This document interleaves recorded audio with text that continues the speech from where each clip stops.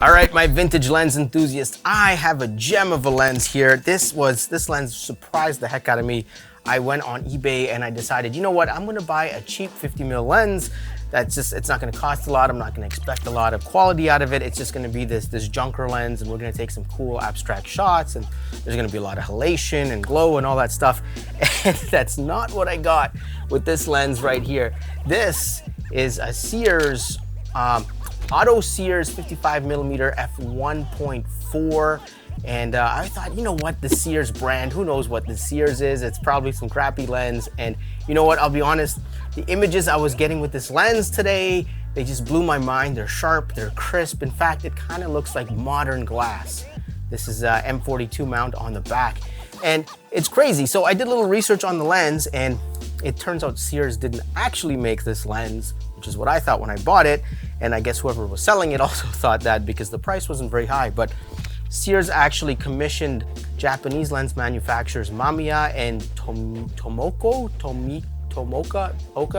I'm not sure if I'm pronouncing that right. I'll put the names down below, but these were actually Japanese built lenses and sold here under the Sears brand in North America. So this lens is incredibly good, but it's a sleeper lens. Nobody would have thought this lens was this good. So, all right, so in this video, we're gonna take a look at some of the shots taken with this lens. And just for reference here, I did use a Tiffen Enhancing filter and a B+W Circular Polarizer filter on the front of this lens for every single shot. I wanted to use the polarizer filter to create more contrast, and I wanted to use the Tiffen Enhancing filter to bring up the warm tones in the shots because it's fall now, and I wanted the fall colors. A lot of the times, I know with Canon FD glass that the glass produces cool tones. I'm not sure about this lens in particular, but I decided to put the Tiffen Enhancing filter on there anyway. So just so you know, all these shots were shot with those two filters stacked on the front of the lens.